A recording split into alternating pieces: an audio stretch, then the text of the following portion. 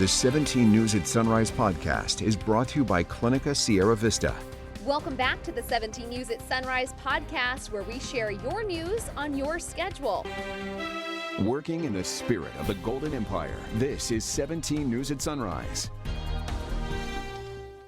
Good morning, everyone. It is at 5 a.m. Thanks for waking up with us. I'm Maddie Jansen alongside Alex Fisher. We begin this morning with new body camera footage shedding light on an officer-involved shooting from last month. It all happened April 8th on Casa Loma Drive. Deputies say they got a call claiming a man was firing a gun into his family's home. The family said Juan Campos Jr. was trying to break in through the front door as they dodged bullets lying on the ground inside. By the time deputies arrived, Campos was hiding in a bedroom in the back of the home. In the video, deputies pushed the door in, and that's when Campos is seen pointing a gun at deputies, prompting that deputy to open fire. Investigators say a semi-automatic handgun was recovered at the scene. No deputies were hurt. KCSO says the shooting was found to be within department policy.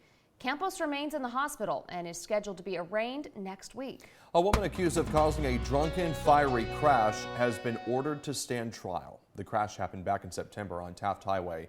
Prosecutors say Madison Williams plowed her car into a home full of people, causing the home to catch fire. The 4 people inside tried to escape, but not before part of the ceiling fell on top of them, seriously hurting the family.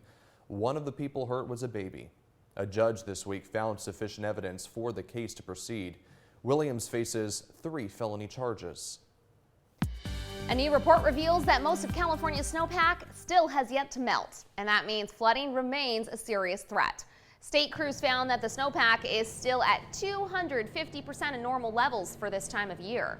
That represents more than 4 feet of water if it all melted at once. But in our southern Sierras, the snowpack is more extreme. Some areas have the equivalent of a whopping 10 feet of water waiting to come down. Snow levels have only been this high a handful of times since the 1950s. And even though we had a big warm-up late last month, April in general was still cooler than average. 5:05 now, and it has been more than 48 hours since the mass shooting that left 4 people dead in Mojave. And investigators this morning still puzzled. They can't confirm if the victims all knew each other or if they were complete strangers. 17's Marco Torres walked around the small desert town to ask questions, and some of the locals there say this shooting has them on edge. Kern's most recent mass shooting has shaken the city of Mojave to its core. Residents telling me that this violence isn't common or something that the community is used to seeing. Within an hour of the mass shooting, word spread across the small town like wildfire. Some were disgusted by the news. It was a little bit of disgust and anger, and you think, what are we doing wrong out here? Others were saddened. It made me sad to believe that people will do that to each other, but we watch the news now, and that's all we seem to see. While some didn't know how to react. Shock, basically, to hear that we had 4 people that were murdered here in Mojave. Longtime locals say crime isn't common here. I look back in time, occasionally I remember a murder, one here, one there, over the last, how many decades? I've lived here since 1954. Ricardo Reyes Partido was arrested less than 24 hours after the shooting at an apartment complex a block away for allegedly having controlled substances and on charges of being a felon in possession of a firearm. However, the sheriff's office says this arrest is unrelated to the mass shooting. Some community members blame the homeless and drug addicts for the rise in crime. It's a migration thing that homeless people are starting to get. We have more, it seems like, here in the last few years, trying to sleep here in the park and do things around town and stuff. We have a lot of people that take the easy way out. They get into drugs, they get into illegal activities. Another part of the problem is law enforcement are not supported. We don't have enough law enforcement in our area.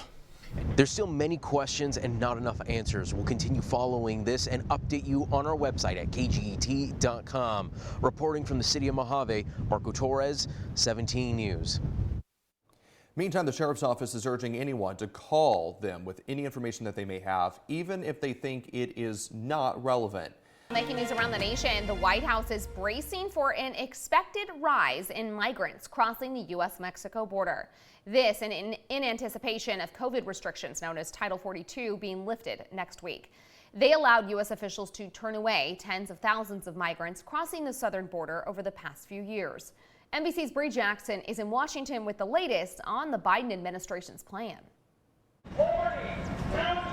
Preparations are underway for an expected surge of migrants at the U.S.-Mexico border. Secretary Austin approved a temporary Department of Defense increase of an additional 1,500 military personnel to supplement U.S. Customs and Border Protection efforts. Active duty members will deploy there for 90 days. The Biden administration says the service members will provide support and will not be armed. They will not be performing law enforcement functions or interacting with immigrants or migrants.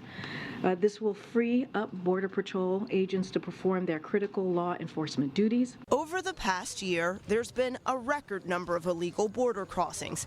Republicans blame the Biden administration and say the issue is likely to get even worse after Title 42 is lifted next week. We challenge President Biden to work with us to solve this problem. We're going to show the president how to solve the problem. Some Democrats want a briefing on the matter. So we have a better idea of what exactly the plan looks like, what those troops would be doing.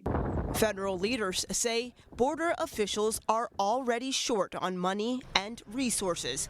The president has called on lawmakers to help address the issue. He delivered immigration reform legislation that we had hoped Congress would act on swiftly. They haven't. This is not the first time U.S. troops were sent to the border. More than 5,000 went during the Trump administration. And Title 42 restrictions have blocked migrants from entering the U.S. to seek asylum more than 2.5 million times since the start of the COVID-19 pandemic. In Washington, Bree Jackson, NBC News.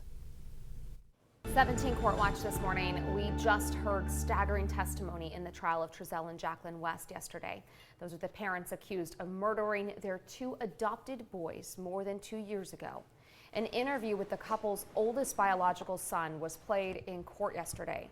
In it, the boy, who was 10 years old at the time, told investigators his parents chopped up Oren's food one night and blended it and put it in a bottle. He says his parents did this because Oren chewed with his mouth open. They went to bed, the boy said, and at night he heard noises but didn't think anything about it. Then the next morning, the boy says Oren was found face down on his mattress. The boy said he touched Oren's body and it was cold. That prompted gasps from the courtroom audience.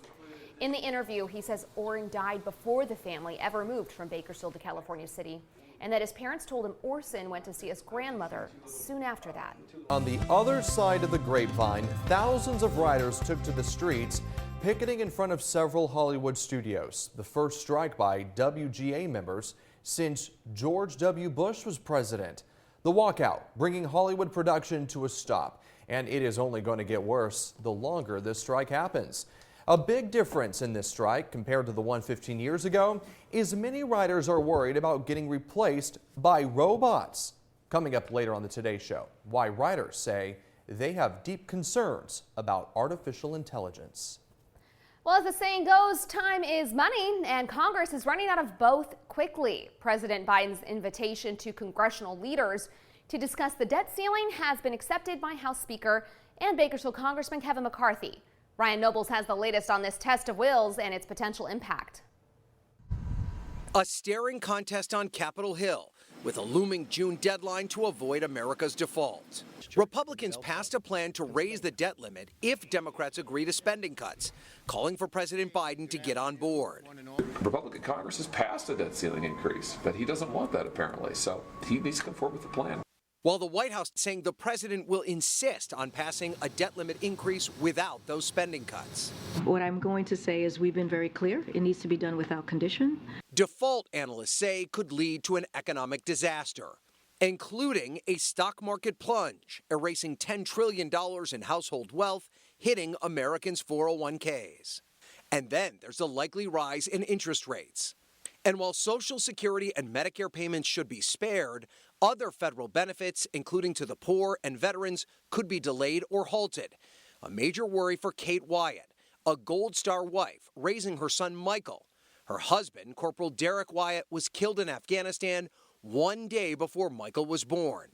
Already dealing with high inflation, Kate now fears losing benefits she relies on. I've essentially gotten a master's from Motherhood University, on how to make the dollar stretch. Kate tells us politicians are forgetting the promise they made to her late husband.